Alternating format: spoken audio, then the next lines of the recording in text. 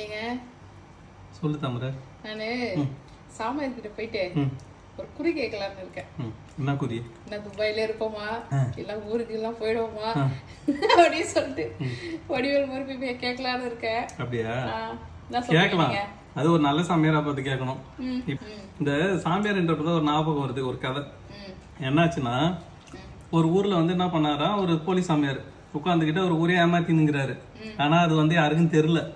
அதை ஒரு முனிவர் வந்து நோட் பண்ணுங்கிறாரு.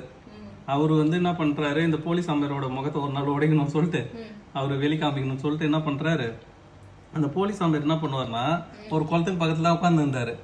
அவர் வந்து என்ன பண்ணுவாரு, எப்பவுமே வந்து ஒரு 4 நெல்லிக்காய், சின்ன நெல்லிக்காய் கொடுத்துருவாரு. அது நெல்லிக்காவோ பெரிய நெல்லிக்காவோ நீங்க எந்த நெல்லிக்காவோ கொடுத்தாலும் என்ன பண்ணுவாரு, 4 நெல்லிக்காய் கொடுத்துருவாரு. யாரு அவர் பார்க்க போனாலும் பார்த்துட்டு அதை சாப்பிட்டுட்டு அப்புறம் ஒரு சொம்பு தண்ணி குடிப்பாங்க. எல்லாம் பக்கத்துல ஒரு குளம் இருக்கு, அதுல போய் தண்ணி குடிச்சு போங்கன்னு சொல்லுவாரு. போறவங்க எல்லாம் 4 நெல்லிக்காய் சாப்பிட்டு அந்த தண்ணி குடிச்சுனா பார்த்தா ஒரே இனிப்பா இருக்கும். எல்லாருக்கும் ஆச்சரியம், எப்படா இது இந்த சாமியாருக்குள்ள இவ்வளவு மகத்தம் இருக்குது, ஒரு 4 நெல்லிக்காய் கொடுக்குறாரு, குளத்து தண்ணி இப்படி இனிக்குதே அப்படின்னு. அதே மாதிரி பார்த்தோன்னா இப்ப அடுத்தது ஒரு 2-3 வித்து இது மாதிரி வச்சிருக்காரு. இப்ப எக்ஸாம்பிளுக்கு பார்த்தோன்னா தேங்காய் வந்து பார்த்தோன்னா கையால உடைப்பாரு.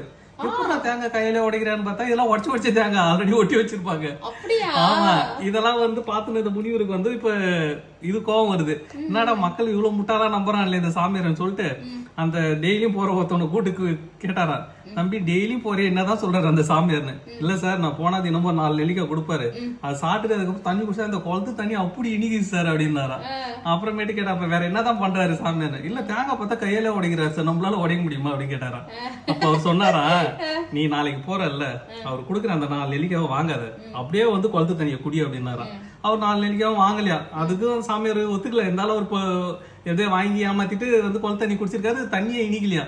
அப்ப டவுட் வந்துச்சு. அப்புறம் சொன்னாரு இன்னொரு நாள், நீ இப்ப போறல்ல, அவர் தானே தினம் தேங்காய் உடைக்கிற, நீ ஒரு தேங்காய் எடுத்துன்னு போ கூட அவர் உடைக்கிட்டா அப்படின்னாராம். இவர் எடுத்து போய் கொடுத்த தேங்காய் பார்த்தா வாங்க மாட்டேன்றாங்களாம். அது வந்து என்ன சொல்றது, கடவுளால் ஆசீர்வதிக்கப்படல, இது வந்து எல்லாம் மந்திரிச்ச தேங்காய் மட்டும் தான் சாமியார் உடைப்பாருன்றாங்க. அப்ப இவருக்கு டவுட் வந்துச்சு. அப்புறமேட்டு வந்து அந்த முனிவர் வந்து சொன்னாராம், டே நெல்லிக்காய் சாப்பிடறதுனால தான் அந்த குளத்து தண்ணி இனிக்குது, சாமியாரோட பவர் கிடையாது. தேங்காவுமே அவன் ஒட்டி வச்சுதான் உடச்சுன்னு இருக்கிறான். கையால தேங்காய் உடைக்கிற அளவுக்கு அவனுக்கு சக்திக்கு அந்த அளவுக்கு பவர் கிடையாது. இந்த மக்கள் நம்புற வரைக்கும் போலீஸ் மாதிரி வாழ்க்கையில இல்ல இந்த உலகத்துல இருந்துதான் இருப்பானுங்க. என்னைக்கு நாம திருந்துறோமோ, நம்ம சுய புத்தி யூஸ் பண்றோமோ, அன்னைக்குதான் அவனா ஊஞ்சி போவானுங்க அப்படின்னு சொல்லி ஒரு கதையை சொன்னாரா. இதுல இருந்து என்ன வருதுன்னா, நாம போய் எதை ஒன்னாலும் நம்பினா அவங்க எதை ஒன்னாலும் சொல்லிட்டு தான் போவாங்க.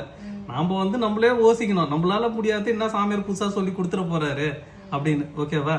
ஓகே மக்களே, இதே மாதிரி நீங்களே ஏதாவது போலீஸ் சாமியார் கதையை கேள்விப்பட்டு இருந்தீங்கன்னா கமெண்ட்ல சொல்லுங்க. ஓகேங்களா?